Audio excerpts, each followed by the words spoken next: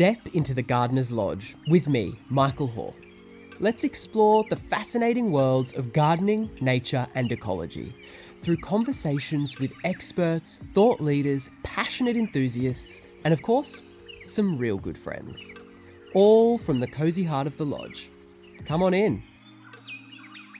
My guest this week is incredible. Before we dive into the interview, let's answer your questions in my segment called Ask Mykal. So my question this week is from Kelly, and she says, "Hi, I've recently moved into a new house with a garden that feels a bit ... soulless. It's not ugly, but it's not great either. It just feels flat and generic. Lawn, patio, and a few shrubs. But I don't have the budget to employ a garden designer, and I'd like to do it myself so I have a sense of ownership over the space. But where do I start?" Okay, Kelly, thank you for the question.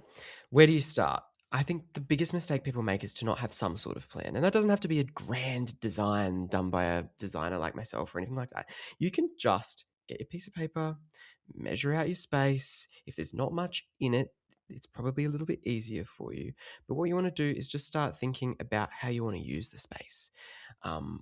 What is a non-negotiable that you need in the space? Where can you take the space? Get a vision board together, maybe online, pull some pictures of some inspiration, and then take that inspiration and start to put it onto a little bit of paper. What I'd also say is a lot of people, they, buy one thing here and they get another thing over here. Probably don't do that.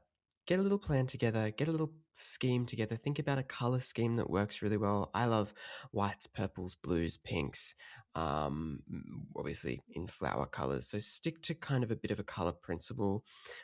Think about texture, think about tone, think about shape and form. I know these all sound very complicated, but when you start to think about it, it'll make sense, particularly for your own space. And then my biggest tip is to start small. Don't try and do the entire garden in a weekend. Don't try and do it all at once. Just slowly pick a section, start that, finish that in entirety, and then move on to the next one. You'll have a lot better results that way. A lot of people get overwhelmed and overcomplicate things. Just start really small. Even if it's just some pots for your patio, even if it's just one little section of a bed. But the most important thing is to know that you've got a direction that you're going towards. Also, my biggest tip that people often miss out is grasses. Don't forget grasses in a landscape. They add texture and movement and flow, and they're beautiful. So ornamental grasses is a must. The other thing that I would suggest is to look out for your plant blindness. So I often see clients when I go into their gardens, and they've done it themselves, and biggest problem is they're missing a whole section of plants. So for example, I went to a garden the other week and she had all shrubs. She'd missed out all the smaller perennials and she didn't have any extra height. So recognizing where your blindness is a good place to start. And that's a good place for any garden designer, any gardener to think about is, where do I have a block? So when you go to the garden center, what are you immediately drawn to? What plants do you immediately go to?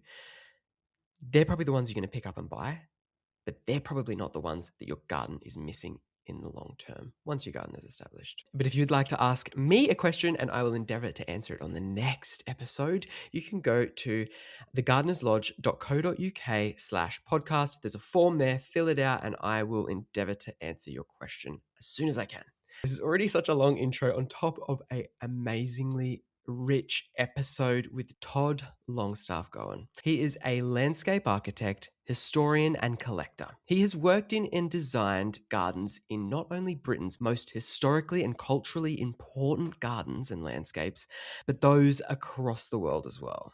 We chat all about his approach to taking on historical landscapes, right through to his writing work and to his own personal garden. He has such a wealth of knowledge on historical landscapes, and I just ate it all up. It was an amazing chat. But before we dive deep, let's ask Todd his 6 rapid fire questions. Are you ready? Yes. Sure. Okay, favorite plant? Brugmansia or Datura. What's your favorite way to connect with nature?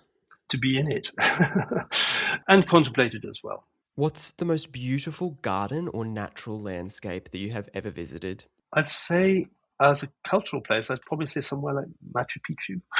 It's not much of a garden, but Okay. it's a landscape, and it's mind-blowingly wonderful. It was when I was there as a child, anyways. It's probably changed, but it's still among the most powerful landscapes in my visual memory. Favorite garden tool? Spade. Classic. If you could be one, a plant or an animal? Oh, probably be. I wouldn't mind being a tree. I'd like to be an oak tree because I think I'd be, Mm, or one of those very long living trees because I think it would give one an immense perspective over. I mean, imagine those trees in California that live thousands of years. So what you've seen is just yes. incredible. When you're stuck and looking for reliable research on anything garden related, where do you go for the most trusted advice? I'm a bookman, so I mean, I Yeah. think, or I'd go to a botanic garden, or I'd speak to a specialist. But my first inclination is that I'm in love with books, and uh, I just I'm speaking to you now from my library that has thousands and thousands of books, and I love being surrounded by Great. knowledge, but I like it in books. I like it in pages, and being able to take it into bed and read it, and just at your own leisure, and take it on the train. So yeah, We'll roll right back to the beginning. yes. Tell me about your childhood, where you grew up, and how you found your love of gardens in the natural world. I was born right in the coldest part in the centre of Canada. Mm, And my family, I was born into a family that had, they're sort of recent immigrants to Canada, I suppose. And they had in them kind of wanderlust. So my parents, acting on a romantic impulse, decided to move to South America when I was a boy. And that was a great adventure for all of us. And this was in the late 60s. It was a great adventure. And I think it sort of nurtured in me this great interest, which I've always had, of exploring, experimenting, and just being thrust into new situations. You know, changing languages, a new geography, a new climate. It sort of got me very excited in gardening. I suppose since I was very tiny, I'd always been carrying hose pipes around and planting seeds. But I think it opened new doors. And when we arrived in Santiago in Chile, and I was about 8, we lived opposite this really remarkable garden. And to this day, it still haunts me because it was a volcanic plug, sort of like where Edinburgh Castle is now built. And it had this wonderful garden. It was called the Hill of Santa Lucia. And this remarkable romantic garden built on top. And I remember just spending every day running up and down this hill and looking through the gardens. It had lots of little buildings and architectural features and beautiful planting. And you've got these great and wonderful commanding views over Santiago, which is a spectacularly beautiful city surrounded mm, entirely by mountains. And I think that really started the ball rolling because I just thought this is such a wonderful environment. And in the middle of the city, I just found the contrast so brilliant. And I'd never really registered gardens quite like that, I don't think, until that moment. And wow. That is quite an out there childhood, very different from other children's experiences.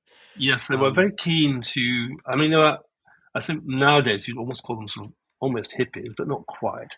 yeah. And my father had a respectable job, but they were still inclined to want to explore and have a nice time. And they spent all their time traveling. So every weekend we'd bundle everyone into the car and go on adventures, visiting little towns and villages around Chile and looking at natural landscapes and ruins and things too. I mean, I think my whole family has been fascinated by the evocative ruins, and so that's also one of my great interests, and always has been. Just I quite like dereliction, and I love wonderful and romantic evocations of the past. Today, you've combined that love of history, your design work through academia. That's quite like a niche area that you've positioned yourself in. Was that intentional, or was that just something that sort of had evolved through your life? It's evolved. I've never been very good about having direction. I've just fallen into situations. I think my if I have a sort of overriding general philosophy for life, it's just make yourself available for anything that seems on the surface to be a rather exciting proposition. Okay. And it just means that I've tried to be open to circumstances that just present themselves. And it's served me well over the years because I've just found that some things just have some sort of immediate attraction, and it's been fun to act on an impulse rather than sort of sit long and just contemplate, decide whether this is actually a very sensible thing to do or not.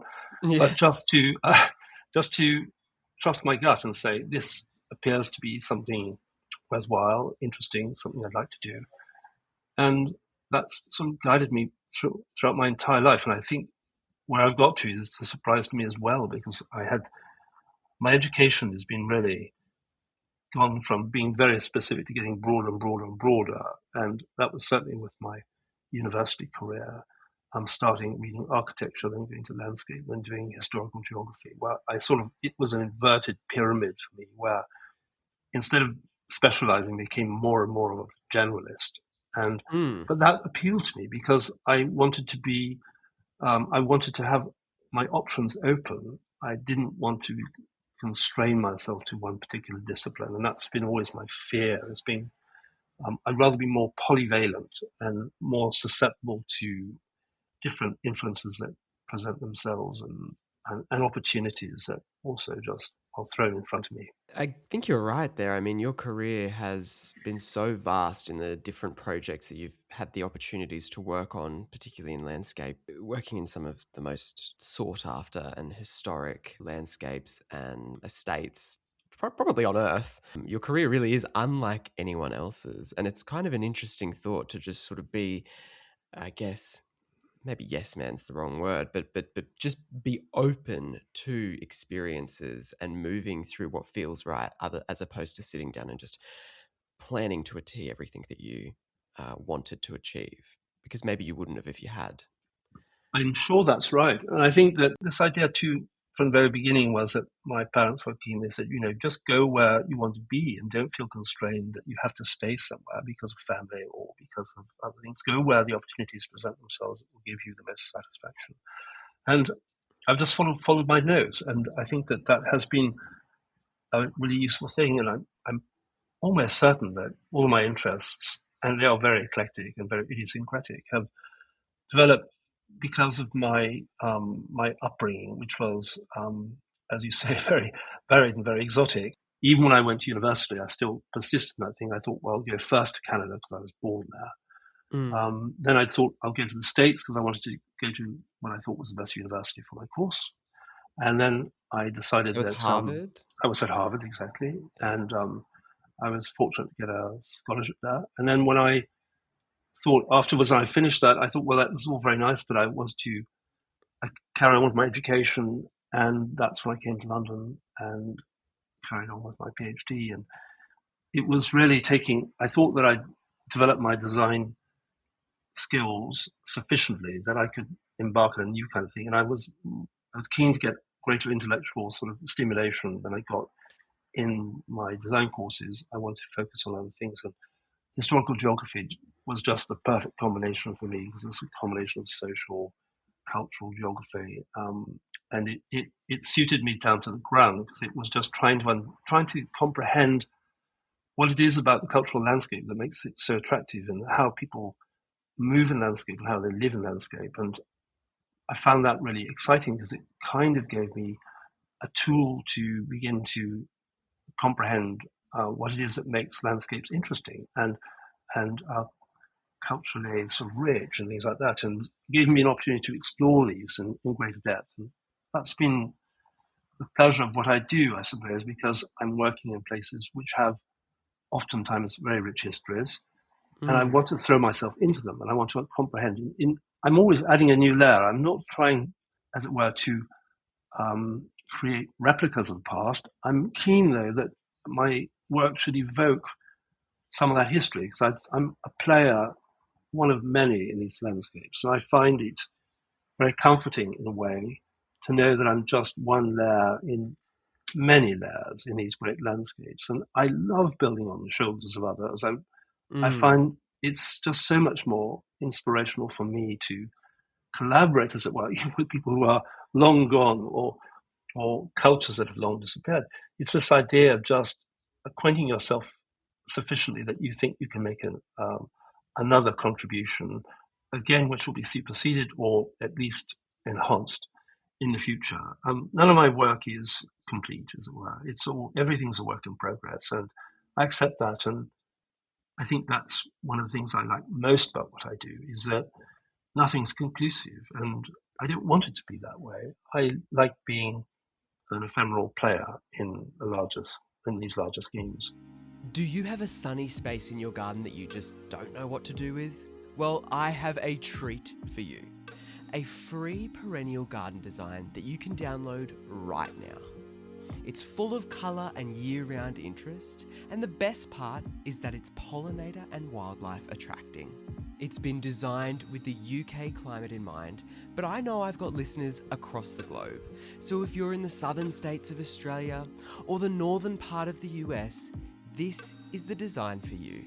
You can download your free perennial garden design, as well as my free Australian native garden design, at the link in the description.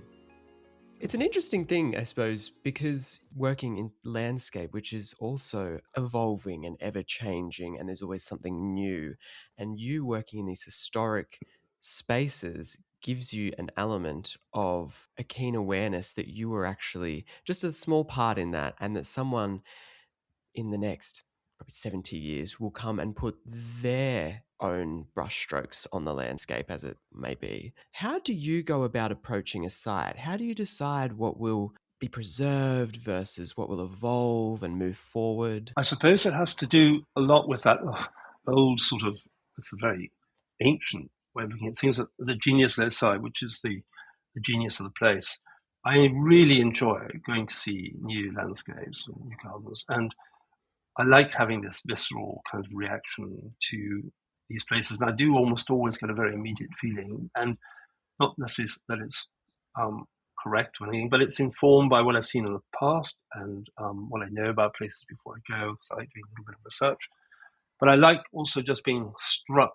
I don't want to over familiarize myself with things, because I want to be struck by what's actually there on the ground, and then responding to it, I suppose. And I suppose that one of the things in dealing with historic landscapes, I should mention that as I can see, there's sort of two different kinds of ways that I deal with historic landscapes.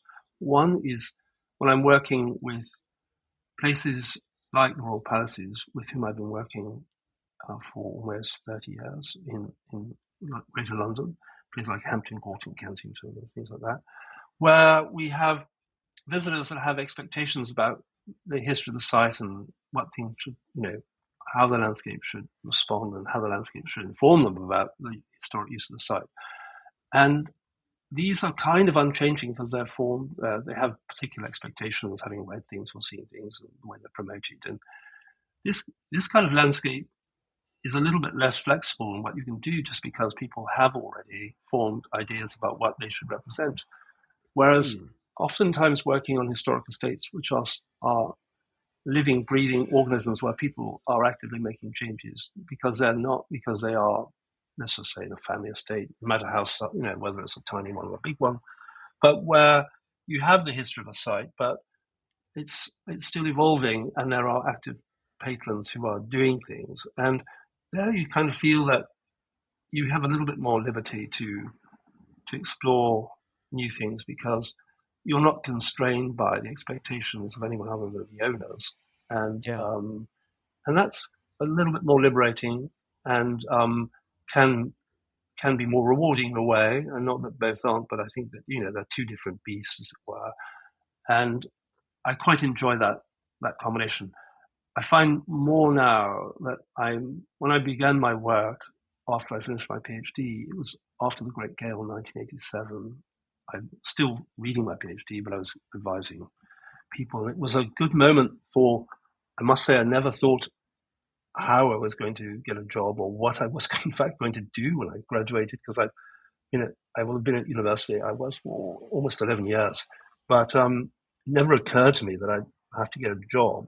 Not in any other means than I'd really never thought about working. I just was so caught up in my studies that I watched all my friends go into the city and make tons of money, and I thought, well, I don't really want to do that, but just carry on with my studies with my nose to the grindstone.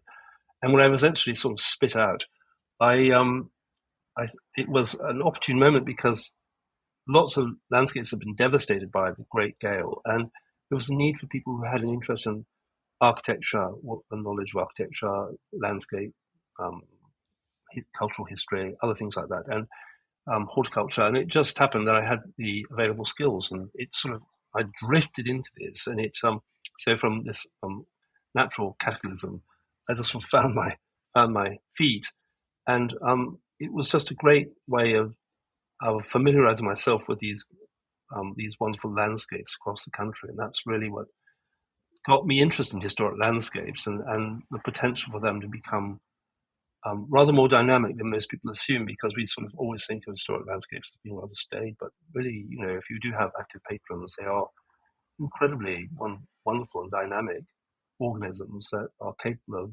immense possibilities. So that was how I started getting into historic landscapes, and it served me well over the years because it feeds my interest in history and design. I really enjoy working with owners too, because that's part of the fun. These are reflections of people's wishes, desires, expectations, any number of their fantasies, and Mm. to work closely with some individuals, is or a family or a group of people, a small group of people, is great fun, because I think landscapes are all about human interaction in space. It's really about responding to these things. It's not just creating, in my view, I'm not creating natural landscapes. These are cultural statements, and they require a different kind of mindset. Do you see them more as like living works of art or historical documents or something else completely? I see them as everything, really. I mean, they are, they do document what's taken place in the past, and I find that interesting. But I think that I, the dynamism of a garden is what really attracts me. And I Mm. think that, and I'd say probably I'm more inclined to consider myself someone who's more interested possibly in landscape. And I say the distinction for me is that landscape is obviously the bigger, more extensive kind of concept of landscapes. Because I'm really quite taken by things like views, and I like connecting things. I like the big picture. And whilst gardens can be very satisfying, I love having trained as an architect. I really feel strongly that landscapes must relate to structures and buildings and views, and it's so much part of a larger cultural sort of concept of a space. And I find that much more. I find that complexity really interesting. So it's more than just plants. It's about social relationships. It's about the history of the site. It's about all these layers and layers and layers. And I find that sort of superimposition of all those layers really interesting, because you can find so many different ways of combining them, and it really depends on the site. So one doesn't necessarily go with expectations. I think to any site, you just go with the tools that you're equipped with um, to read these places, and Mm. then you do your best to do that. And then that's in conversation. Of course, it's a dialogue, it's a collaboration. I never say that this garden's mine. I'm more inclined to say that this is a collaboration between me and somebody else, or my studio and somebody else. And that's the pleasure of this, really. I mean, landscapes are collaborative, and not strictly in the present, but in the past. Mine is a conversation with people who've been on the site and who have affected these places over, whether it's decades or centuries. And and whether these people are there or not, you can still read these marks in the ground, and you can discern by looking at the landscape what decisions they've made in the past as to how to guide this place. And I think reading the landscape as you see it on the ground is really an incredibly exciting part of what one does, because you have to try and, it's like being a detective, piecing things together, trying to understand the rationale, or trying to understand the decision making that compelled people to make some changes or improvements or interventions in the past. And I love that. I think it's really a great, it's a game in a way, just trying to get to grips with these places. A puzzle that you're kind of slowly putting together and discovering as you go along, I suppose. Is there any times in these kind of historic landscapes that I guess you look back and you go, why'd they do that? Like why have they put that there? Or that just doesn't make sense to me. Do you ever experience that kind of tension? There's quite a bit, I suppose. I mean, there are lots of decisions which are just bad decisions by people just Yeah. making unsympathetic changes to landscapes, whether it's putting a car park or you know, um, some sort of horrible thing that's probably very practical, but was possibly done without too much thought.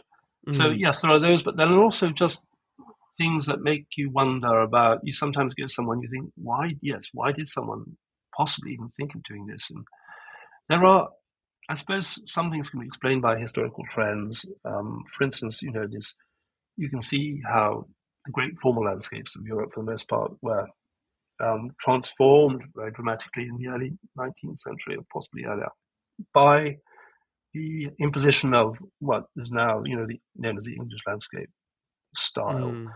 And it was very pragmatic, really, because it was cheaper. It was You're right. it was not only was it aesthetically very attractive, but it was simpler.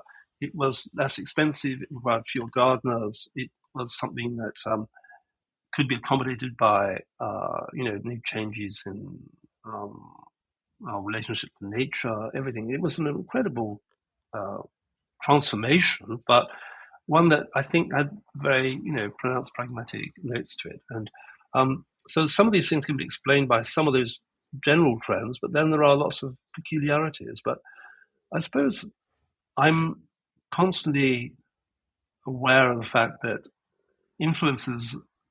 It's very difficult sometimes to always to try to ascertain what may have caused particular things to take place, because if the people who made these in the first place were as eclectic or idiosyncratic as I am, then one would never know the source. um, and but yet, it doesn't really matter. I mean, I was at a place the other day in Lancashire visiting a client, and it's and then the site is just so remarkably dramatic. It's got these great escarpments overlooking great views and wonderful um, rolling landscape around it, and with the convergence of two rivers and the house set high on this ridge. And you just thought, well, this is such an astonishing place to be. And you can imagine how they first established, possibly in the Middle Ages, late Middle Ages, to put the first house on this place. But then to sort of see how it's evolved over the century is just, and, and in the last century, through terrible neglect, being largely uh, hidden by trees and losing that sense of connection to the large landscape. And so that's when you want to revitalize a place, when you understand. I mean, this is so obvious. This place was built with a view, and the fact that the view is gone must be must be incorrect. I wouldn't say wrong, but it seems kind of crazy that something might impede what would appear to be the original inspiration for actually building a particular site. Yeah. And I So it's suppose mhm. on that aspect, it's pulling down trees, right? Which I think today a lot of people would want to avoid, right? And they would want to protect that. So how do you kind of balance that with your own sensibilities of, seeing the view and going, well, it should be there. And it should, because that is where the house was built. But then how do you marry that to kind of an ecological betterment of a site? I think that one has to take the long view, and I think that lots of people's reactions are very short term, and I think that one wants to think always about the future. Mm. So when for instance, one of the more controversial tree removal exercises I've been involved with was at Kensington Palace, where having decided on a course of action, which was really to try and reconnect the historic gardens with the larger and more extensive landscape of Kensington Gardens. It had been almost entirely the views had been occluded, and that the site had more or less been split entirely through tree plantations, put together with an aim of creating privacy when the palace was largely inhabited by um, these uh, these people who had been placed there as sort of royal retainers, and they were intent on keeping their privacy and keeping the public from looking in, whereas this garden was conceived to be open to the larger landscape. Mm. So in the event the landscape was going to be the royal palaces, historic royal palaces, had decided that they were going to link the two again, reconnect the landscape and the gardens. a very noble aim, and that there was going to be much more public um, access. Interesting. And this required that we actually removed trees first to make it more visible, and secondly to connect the landscapes. And there were, I think, roughly 60 trees of different sizes, none really significant, but some, about 100 years old. Hmm. And um, there was plenty of evidence. I mean, here we were informed by historic precedent, and the landscape, still the bones were there. It had just been covered with new layers in the past, none of which had been very sympathetic. And it was, the palace is still there and the larger landscape still there, but there was this interstitial zone which had just been very abused. So our intention was to try and link this, and to do that we had to remove trees. And there was lots of evidence to suggest that this landscape had been conceived in the early 18th century to be open, and that the views were carefully framed. So we had lots of evidence to put this idea forward. It wasn't popular, it must be said, with lots of historical groups and lots of residents at first, but there was ample evidence to suggest that this was, if we were going to try to relink these gardens, that we had to take these measures. And my view was that we should plant trees that were lacking in the park, that would have completed some of these views, and coordinate our activities with the Royal Parks, our neighbours, and really take things forward and really think about how these gardens want to be presented in the future. And in the end, we did manage to do what we wanted to do, and we saved a few trees, but for the most part they came down. And when we eventually finished our consultation, which was quite lengthy, only one person objected, and when I met with that person and explained what was going on, they too were fine. So we have strong emotional ties with trees, and I am a great tree lover and a tree planter, and I take pride in the fact that I hope planted tens of thousands of trees Yeah. in my life, and so I feel that I'm making a positive contribution. But I see that also sometimes trees aren't planted in the right place, and we must be bold enough to sometimes accept that if we want to try and recover some of these landscapes, and it's not purely for the pleasure of just saying this is an historic landscape, we must do this. That's sometimes these trees can really disrupt or change the meaning of a landscape in a way that's not helpful, and that might make it more susceptible to subsequent degradation, whether for development or other changes. And I think that Mm. I'm trying to, when I'm saying I want trees removed, it's larger because I have the larger landscape in mind, and I'm really thinking about protecting it. Because if we lose the essence of some of these gardens, it's very easy that they should just become very corrupted and unrecognizable, and then they lose all meaning whatsoever, and then they disappear. So I'm keener to keep these places evolving and changing and living, and rather than just disappearing through, um, as it were, poor maintenance or poor judgments over the years. Yeah. So I think it's something that we come up against as landscape architects and gardeners all the time, is this difficulty of trees. And Mm. but it's something I feel very strongly about, and I'm really happy to go to battle if I feel that it's a worthwhile cause. And there we go. Yeah, yeah, no, completely. I guess we should move into your work with royal palaces, Kensington Palace, Hampton Court Palace. What are the kind of unique pressures when working on a site with that kind of level of history? I suppose the biggest thing change, I suppose, historical royal palaces. I mean, they were sort of formed as a charitable trust after the Hampton Court fire in 1986. A then very derelict landscape precipitated uh, the formation of this new charitable organisation, ultimately called Historic Royal Palaces. And our aim has always been to use history to inform how we guide the future, and where possible to not conjecturally reconstruct, but to use what we know about the past, and these palaces and the landscapes are very well recorded, to inform how we actually go about presenting the gardens. And for a very long time, it was guided almost entirely by historical documentation, topographical views, archaeology, and other such things that could give us evidence as to how they looked in the past and how we might how this would inform how we want to see them in the present. And this gives us, it had been a very rewarding way of working. So we were able to do a great deal of restoration, refurbishment of the gardens, everything from the Privy Garden at Hampton Court. Hampton Court's been the most active of all the gardens that I've dealt with in the royal palaces. And we've done, and I feel like my finger's been in almost every corner of that pie. But it's been a fascinating journey insofar as, we put together first a master plan that just gave us the loosest possible view as to the scope for improvements across the landscape. And it was really just taking a very degraded historic landscape. There's a cultural landscape that's almost 1,000 years old.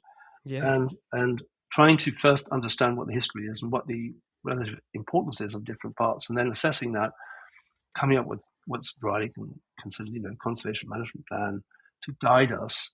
And this had very general principles as to how we might look at the whole landscape. So we divided into portions because everything has different characters. We have character areas, and then we have an overall picture.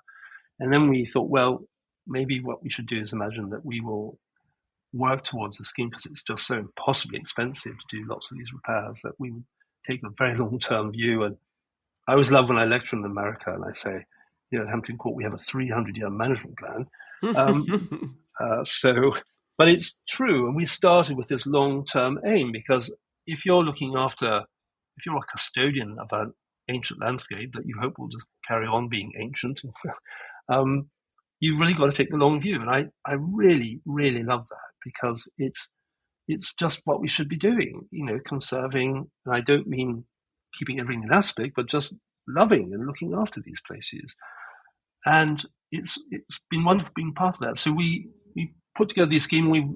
We then started putting in place various initiatives like replanting Longwater Avenue, which planted in the 1660s and was collapsing and had been very degraded over the last few centuries. So that was a very ambitious thing to do. Took many years to plan. That actually succeeded, and the Privy Garden and things. But there are lots of things we haven't done, but we're working our way towards those things. But what has changed over the last number of years, and probably very recently, is our interest in sustainability and creating greater biological diversity and other things like that. And it is a quandary for us in historic landscapes, because it's how much can we change to adapt and still not, as it were, throw the baby out with the bathwater. I mean, how can you take these gardens and try and evoke a 17th century parterre and maybe try and make it a lot more ecological? It's we're still wrestling with some of these ideas as to how we can make changes and still not disappoint our visitors who come to us all the time and say, where is the 16th century garden? Where can I see the 18th century? What's it? And so we've got to take our visitors with us. We have to show them and guide them to say, these landscapes cannot be entirely in aspect. They have to change as well. But how they change, we haven't quite yet determined, because we have to take our visitors with us, as it were. So we're slowly coming to grips with this, but it's part of the natural evolution. So it's not just the history now, which was so important for so long. It's now saying that is part of this equation, but we must also deal with new variables. And those are really important, not only to us, but increasingly to people who do come and see us, because they want to know how we're dealing with climate change and how we are dealing with all these other factors that they have to deal with at home. In a way, what the palaces have done since they've been, the gardens in particular, have done since they've been open to the public from about the 1830s onwards, is that they've been kind of an experimental ground and a place where people got lots of inspiration. The first visitors to Hampton Court mobbed the gardens, and they were, for the most part, members of the working classes and the mercantile classes who'd never seen any kind of gardens like this in their life before. They arrive at Hampton Court, which by then a very degraded royal demesne, because George IV had stripped out most of the statuary and all the things. The gardens were in a very poor state because they really hadn't been looked after since the 1770s when the court moved out. So they were, in a strange way, everyone thought they were going to see great royal gardens, but in fact they saw a shadow of what had been these great royal gardens. But it led to some curious innovations, an interest in topiary. And topiary started in that there was not even ancient topiary. It was, the topiaries they're looking at was started by Capability Brown when he was actually, surprisingly, the royal gardener. And this led to all sorts of new innovations, and also when these park keepers, or these new people who start looking after the gardens for the public at Hampton Court, start looking after them, they have a very didactic program. They want to improve people, both morally and intellectually and other things. So they start planting beds full of annuals and herbaceous plants, and they put labels, and these become very popular. People come and they want to learn about what they can see there and take home, so they can have a little piece of Hampton Court in their own gardens. And it's both an interest in gardens, it's sometimes an interest in sort of patriotism, and any number of stimuli. But these gardens were immensely influential, and it's really interesting to see how this has played out over the last 2 centuries, because it's been this sort of give and take with the custodians of the gardens and the visitors themselves, and trying to both innovate and satisfy the expectations of our visitors. 2026 is upon us, and I have limited spaces open for my garden coaching and consultation sessions. Whether you're looking for help with plant identification, advice on care and maintenance, or tips for improving your soil and plant nutrition, I'm here to help. As a garden designer, I'll help you think creatively about your outdoor space, offering tools and ideas to give you a fresh perspective on your garden projects. My coaching and consultation sessions can happen right in your garden if you live in the UK, or online if you're anywhere else in the world. My goal is to meet you where you are and support your unique garden journey. Whether you're just starting out, looking to refine your skills, or simply need a second opinion or someone just to bounce ideas off, you have found your space. Head to the link in this episode description or shoot me an email at hello@thegardenerslodge.co.uk. A 300-year plan is wild, to be honest. It kind of, I don't even know where you'd begin. But you're right, when it comes to these changing perspectives with climate change and an increased need to build biodiversity and things like that, and the responsibility of these estates to be the trendsetters and to be almost the forefront of these movements. Yes. How in practice, and I know you said you haven't quite worked it out yet, but how in practice do you see this playing out over the next, 280 years?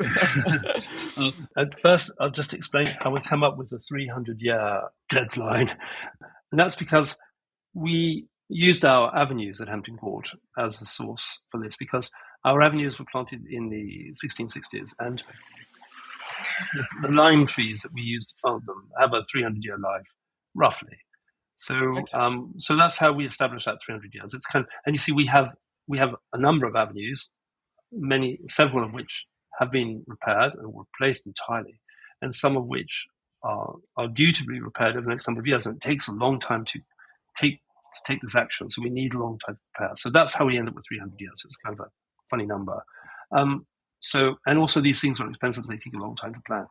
But I suppose there are some features of the landscape which are so culturally important that even if they're not entirely, ecologically sound, that we must sort of think about how important they are in defining the bones of these landscapes. And the avenues are again a case in point, because these avenues were created after the restoration of the monarchy, and what they do historically, what avenues do, is that they sort of connect disparate parts of a landscape, and they sort of, I always compare it to throwing a fishing line over a landscape and sort of saying, well, by throwing an avenue over a series of fields, you're sort of saying these are all mine because I've cast my net over these places, and Hmm. so and you see Just to we clarify for listeners, and you can if correct me if I'm wrong, but an yes, of avenue course. is a road that is lined by trees. Exactly. So in the French, they call them alleys or allées, and they become very popular again in the 17th century, and we adopt these things that come from the continent. But they were important at the palaces because they a lot of these places had actually been like Windsor had actually been broken up during the Commonwealth, and they had been stuck back together, very Humpty Dumpty like. After the restoration of the monarchy. And the avenues were important things to sort of say, okay, we've unified these landscapes. These avenues cross over these fields and we're all back together again. And so it's in terms of the history of the landscape, it's really important for saying it's part of this general reunification of the landscape. Hmm. So it has a strong cultural meaning to me. And you can change some of the trees that grow in the avenues so that they have, things like oak trees that have limes, maybe that have much more ecological richness as they get older Hmm. and have a longer life. But culturally speaking, an alley or avenue is a quite important part of the landscape. So, and other bits so are maybe a little bit less, less important, but still sort of project, as it were, important parts of our history. And it's how we do that, as you say. It's trying to find alternatives, I suppose, that present a kind of physical dimension of what these places were like. But I think part of this has to be explaining to the public that um, why our response is what it is. I mean, since the 1760s, there's been no great royal participation in the gardens at many of the royal palaces, and certainly at Hampton Court, because that's when the court ceased to meet. George II, really, at the beginning of the accession of George III, they don't meet at Hampton Court, so it just becomes a royal backwater. And Yeah. as a consequence, it's sort of the landscape is dictated by antiquarians and by people who live in grace and favor. That is, people with great pretensions but no means, who are placed there as an act of gratitude by the reigning monarch. So they start, as it were, I don't want to say corrupting, because they also enrich in a strange way, in a Hmm. very vernacular way, these landscapes, but they transform them into something entirely different. And I suppose that's as valuable a layer as any other, but lots of that has been now wiped away, and where we have a much more kind of a landscape that represents a shorter number of periods, but still a great number of styles across the landscape. We have, it must be said, generally in this country, and certainly Royal Palace, has been very conservative in the way we've actually managed and changed the garden. So we have lots of layers and a lot of richness, and is trying, I suppose, for me, what seems a really exciting prospect is pointing out to people where we have things that they may not assume of great antiquity or interest or cultural significance, and just explain to them, these little walls come from fish ponds. They're now, I can say, in the pond yards at Hampton Court, the oldest part of the cultivated gardens, where we have these little dwarf walls where people might say, oh, aren't they sweet? But they're actually important. They were put there by Cardinal Wolsey, later, Hmm. later Henry VIII, and they were initially for fish ponds, based on Roman fish ponds or vivaria that go back to antiquity. And these were later reappropriated and made into special places where you would conceal your plants and shelter them from winds and other things, and make these nice gardens. They became a series of little decorative gardens, and we have hedges that were still planted as windbreaks around there from the 17th century. Then we've got trees that date back, that are quite ancient. So I think if we can convey quite a lot of our history through these rather more informal and uh, less structured kind of things, we can still show that we're a site of great antiquity, but maybe in a different way. So this might be, rather than these bold expressions of one big garden laid out as a formal parterre or something like that. It might be that we can try and do things in a more subtle way. So this is a possibility, but I think, as I said, we're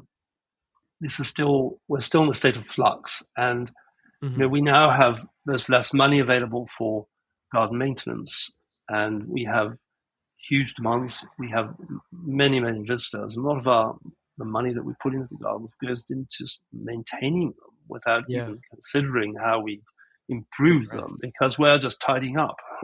After Yeah. a million visitors, cause a lot of wear and tear. So it's balancing these things and then trying to get everyone to sign up to these long-term views. And as I said, everything moves reasonably slowly in this context. And my favorite analogy is that in, I think it was about 2002, we put a fountain at the end of the lawn water, and it was to mark one of the anniversaries of Her Majesty the Queen.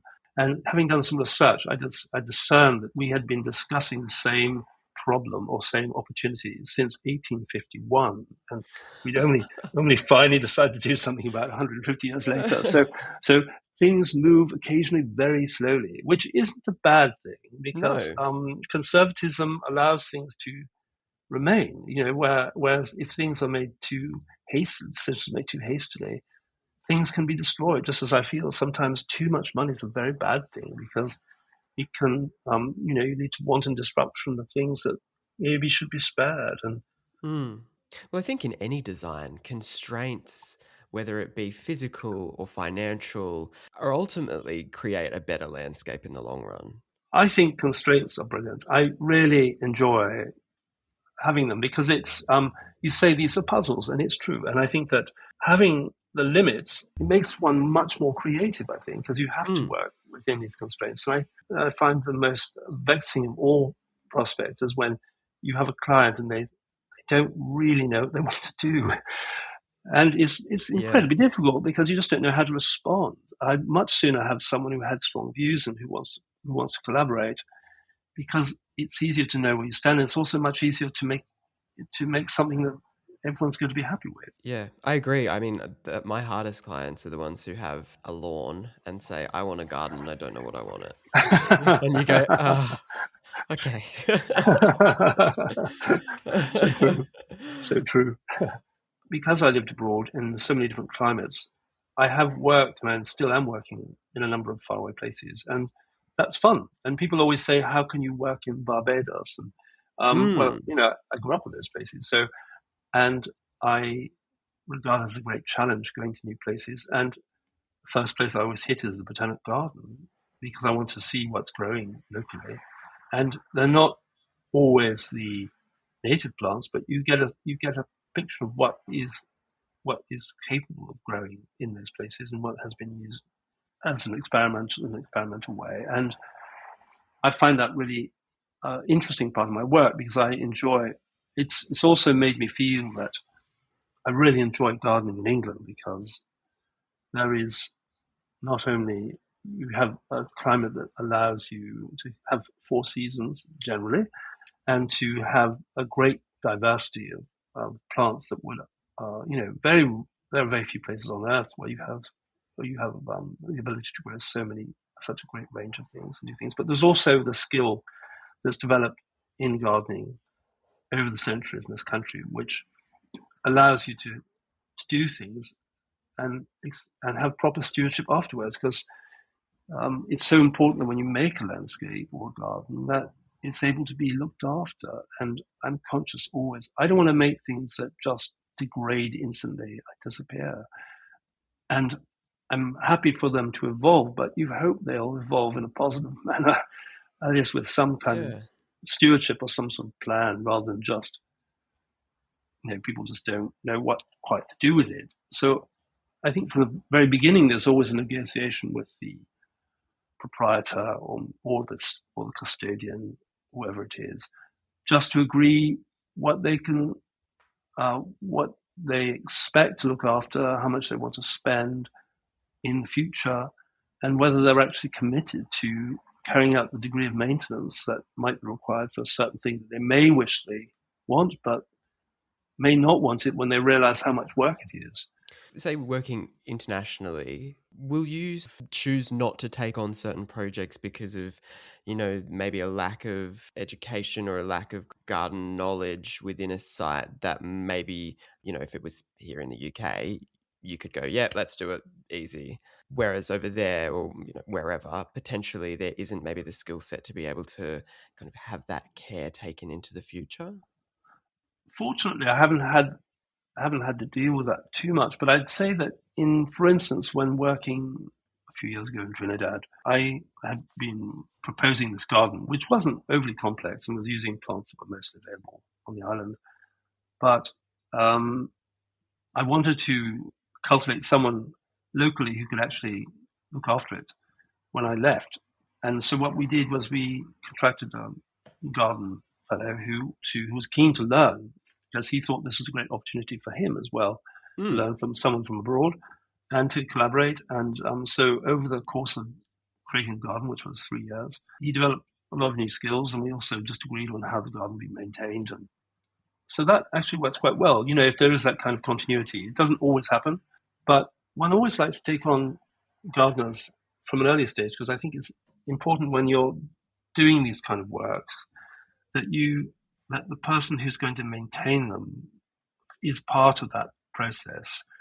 I think it must be kind of dispiriting sometimes, just constantly moving to places that have already been done, and Yeah, you're nothing more than someone who's just keeping something alive. It's like being a life support system. I mean, totally. I think that gardeners want, and increasingly, and I can understand why, gardeners want to be more creative, and Mm. you have to offer them opportunities to do that. So I And feel a sense of almost ownership, I always, suppose. exactly, I think that's right. And I think what I like to create in gardens, I feel anyway, as I try to do this, is I'm not obsessed with every detail of the what I would call the embroidery, as it were, of the scheme. But I like setting out the bones, and that's why, in a way, landscape works well for me because I have a big vision, and I think that this vision is kind of adjustable in a way where, if you have strong bones, you can actually do quite a lot to it without changing entirely the essence of the garden.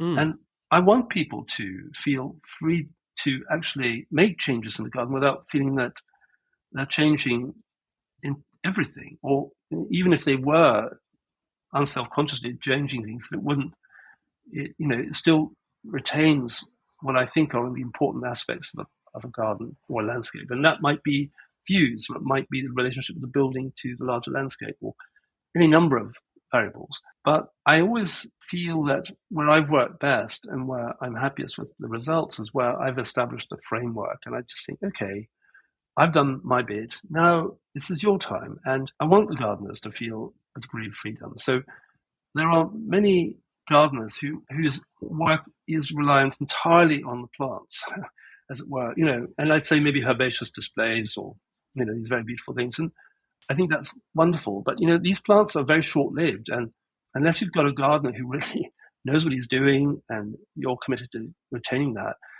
these things can evolve in a very quickly to something that's not what it was intended to be. Yeah. And and it's not the sole reason I want to do that. It's just that I feel strongly that I kind of like the bigger picture, and it's I like the other things that go with it, but ultimately I suppose I'm kind of like they said in the 18th century about Londoners. They said, if you lived in London, if you had a view, then you didn't need a garden. I mean, the view was much more important than a garden. And I'm sort of inclined to think, when it comes to things, also, I'd rather have a view to natural landscape than, as it were, if I had that opportunity, and feel that I'd have to create a big, great garden around it. I might want to Mm. frame the views and things, but I'm drawn to these landscapes that have a kind of freedom about them, and not not saying they don't have management. I think that's a silly thing. This whole country is a landscape is artificial, has been for 1,000 years. But I think there's a degree for some kind of relaxation, and my own garden is very much that way. It was probably maintained quite um, fastidiously for a long time, but I've let bits go because I'm just letting the grass grow longer. I'm mowing paths, and I've reduced the areas of intense planting, and it's big enough that I just want it to feel kind of park-like. And I find that for me just a more agreeable sort of solution. I still I'm like every gardener, obsessed, and I can't relax my garden. I go out every time thinking, oh, I'll just go and sit somewhere and read a book. But God, it's just No, that doesn't impossible. happen. No. I can't do it. I always find something I have to do. Yeah. So no matter how simple I make my landscape, I'm still pottering. But that's the pleasure of gardens, and it's undeniable that these things will always be at odds. So, but it's it's nice to experiment in one's own garden. But I think that I've decided that for me, I want this kind of a relaxed sort of approach to So would you gardening. say that you have 6 acres in Bedfordshire? Yes. Would you say that your then personal design aesthetic is more park-like and more mm, naturalistic, not in the sense of the planting style, but in terms of like just a more natural landscape? Yes, because I think that I'm more inclined to like, I'm more of an English landscape person than a formal, Yeah.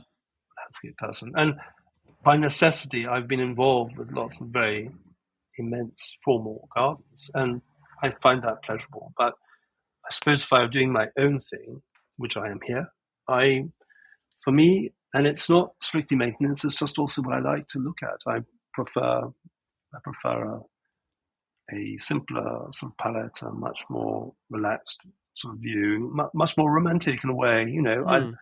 I'm inclined to like that. I'm colorblind, so Mm. not awfully colorblind, but I'm sufficiently colorblind that can't always perceive every color.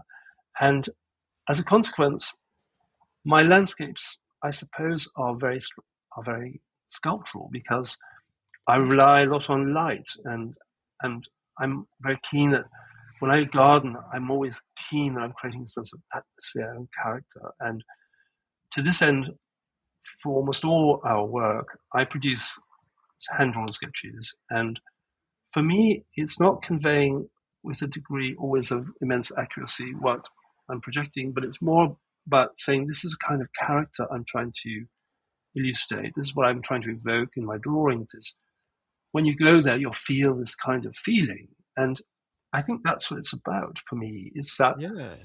I want to create places where I want to be or where someone wants to be. And I try and place them in these settings and say, this is the kind of light you'll see, this is the kind of experience you'll get, and try to give them an emotional attachment to the landscape rather than strictly just, here's the plants you told me to put in here. that, that's fine. But I'm selling a bigger picture. I really want them to get an essence of what it means to be in the place.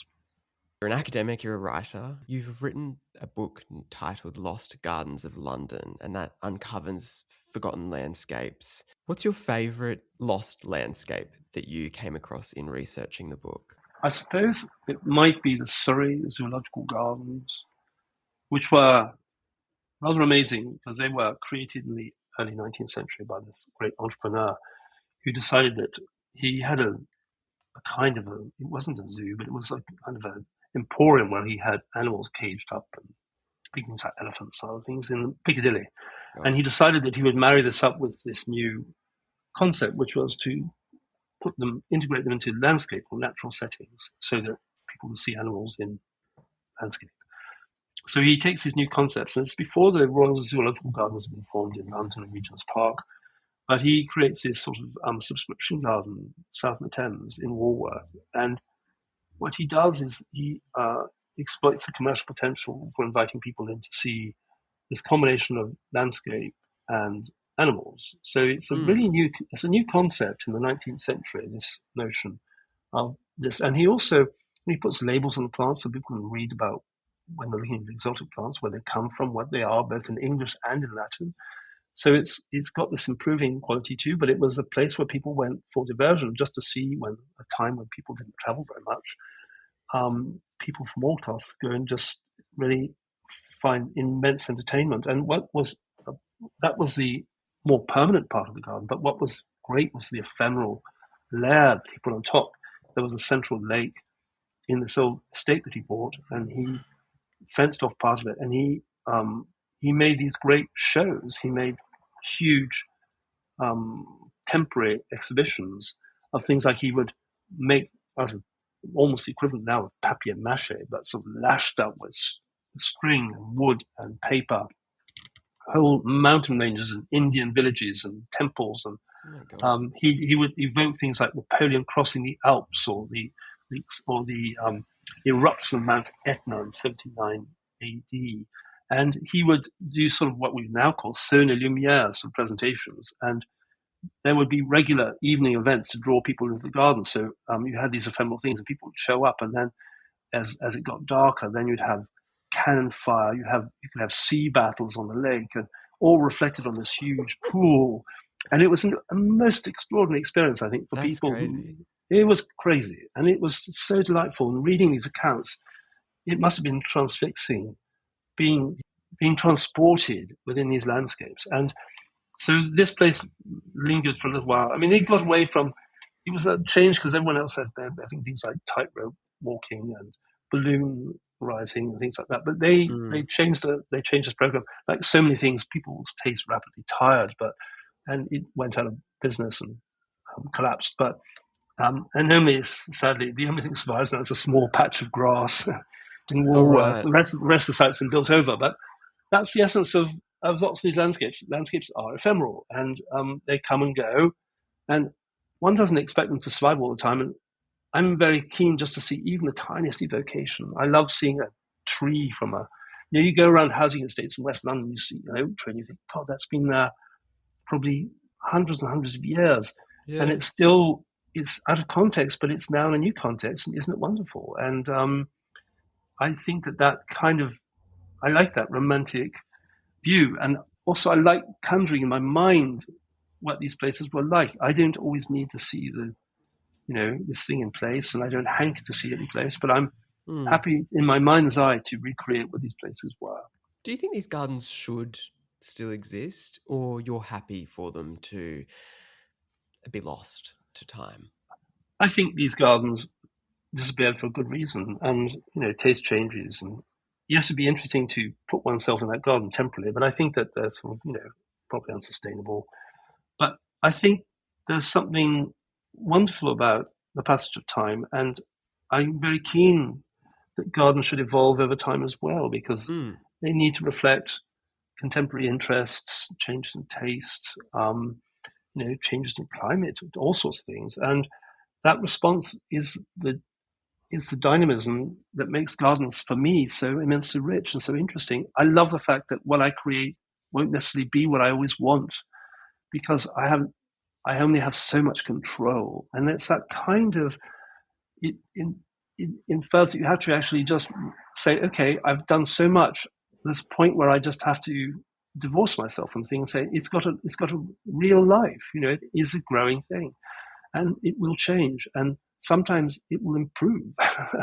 Yeah. Through some kind of cataclysm too. So it's not always a matter of degradation. Sometimes it's improvement, and I find that really a very, very fascinating part of one's work. It's because it's that lack of control in a strange way, and letting nature take its course. And I think it's a happy compromise, because it's like so many things, I suppose, about, we talked about my childhood earlier, this idea of not knowing where next I was going to school, what language I was going to be speaking, where my friends would be. I really like that kind of um, indeterminate quality of landscape. Your next book, which you've got coming out this summer, is a quite kind of different right hand turn, isn't it? So it's European gardens. What has inspired you to take a leap away from academic writing and into something a little bit more pretty? I suppose it's like everything else in my life, I fell into it.